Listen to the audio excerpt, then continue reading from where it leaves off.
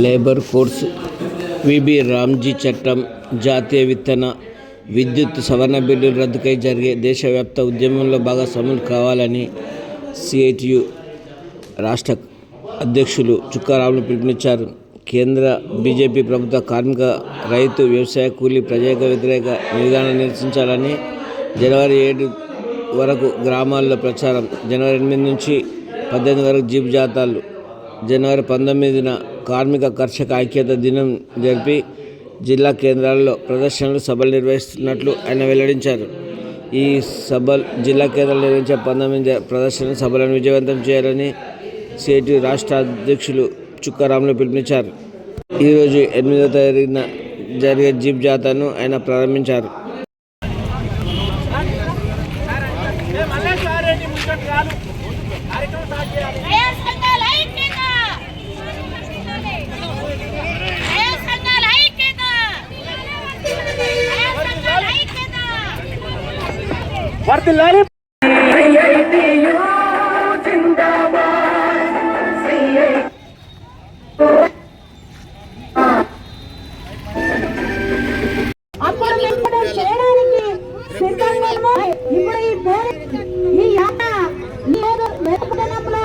ప్రారంభమయ్యి 4 మండలం 21 మండలాలు తిరుక్కుంటూ రామాయణపేట మండలంలో 11వ తారీఖున మన యాత్ర పెంచడానికి రాష్ట్ర అధ్యక్షుడు చుక్కారాములు కావాల్సిందిగా కోరుతున్నాం. సమస్య మాట్లాడుతున్నాము. ఇలా మీకు చాలా సమస్యలు ఉన్నాయి, మాట్లాడుకుంటున్నారు. మేము ఇవాళ ఈ యాత్ర పెట్టింది ఏమంటే మన భక్తులకే, కేవలం పరిపాలించే వాళ్ళు, రాష్ట్రాలను పరిపాలించే వాళ్ళు ఇవాళ మనకు హక్కు దాడి చేస్తున్నారు. పెట్టుకునేటువంటి హక్కు లేకుండా ఇవాళ కార్మికులకు ఉన్నటువంటి ఇక మొత్తం పెట్టుబడులకు ఏమాకు మనం కట్టు బానిసలుగా ఉండేటువంటి పద్ధతుల్లో పూర్వీకులు పోరాడి సాధించినటువంటి కార్మిక చట్టాలు బలహీనమైపోయినాయి.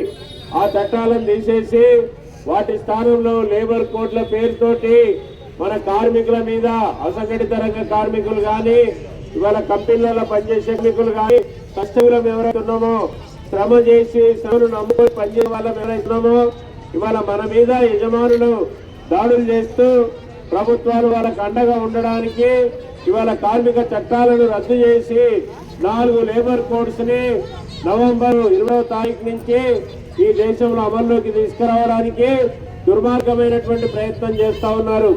దీనికి వ్యతిరేకంగా కష్టజీవులందరం కూడా, కార్మికులందరం కూడా ఏ జెండా కిందున్నా, ఏ సంఘంలో ఉన్నా అందరం ఒకటి కావాలని చెప్పడానికి సిఐటియు ఎర్ర జెండా సంఘం తరఫున ఇవాళ గ్రామాలు, పట్టణాలు తిరగాలి. కార్మికులు ఎక్కడంటే వస్తుకొని ఇవాళ దుర్మార్గం మన కార్మికులకు వివరించాలంటే ఇవాళ ఇక్కడ ఉన్నాము. ఈ యాత్ర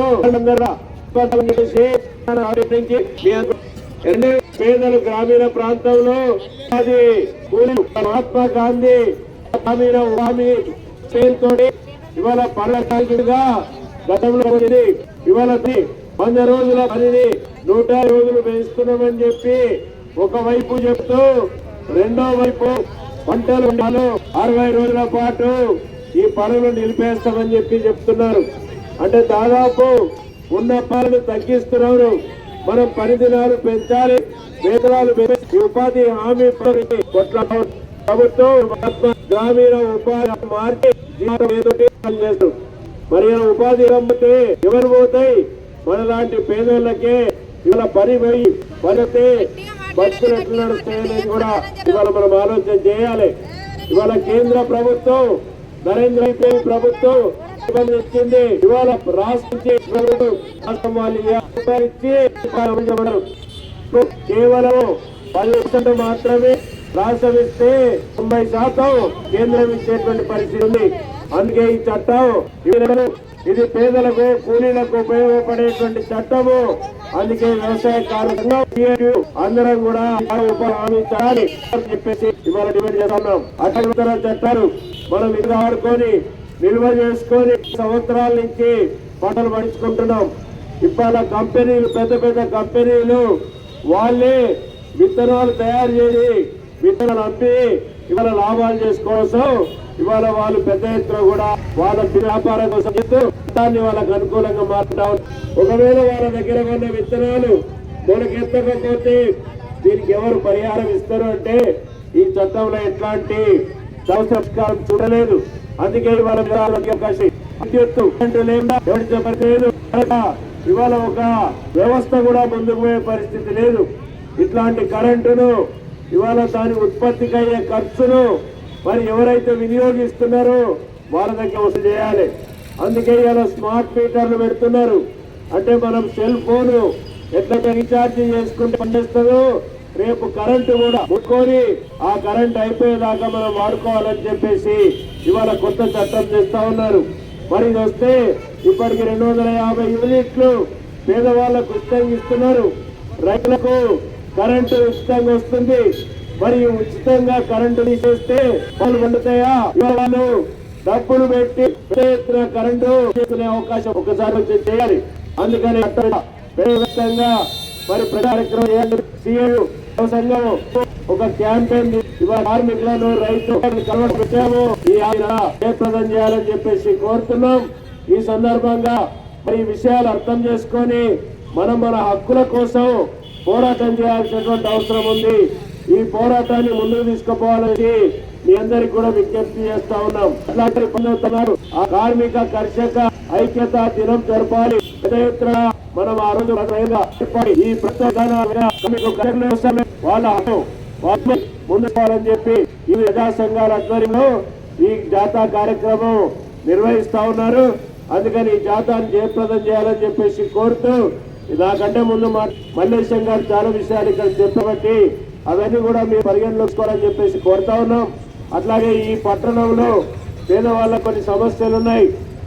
ఇవాళ ఆ సమస్యల గురించి మీతో పాటు మేము ఉంటాము. అది ఎక్కడ పరిష్కారం అవుతుంది, అది ఇవాళ ఎంఆర్ఓ తోటి పరిష్కారం అయినా, కలెక్టర్ దగ్గర పరిష్కారం అవుతుందా, ఇంకో ఏ అధికారి దగ్గరికి పోతే మన సమస్యలు పరిష్కారం అవుతాయో మీరు అవన్నీ కూడా దరఖాస్తులు తీసుకొని తప్పనిసరిగా మన నాయకులు ఉంటారు కూడా తమతోటి బాధపడకుండా వాటిని పరిష్కారం చేసుకోవడానికి ఇవాళ CITU జెండా, CITU సంఘం మీకు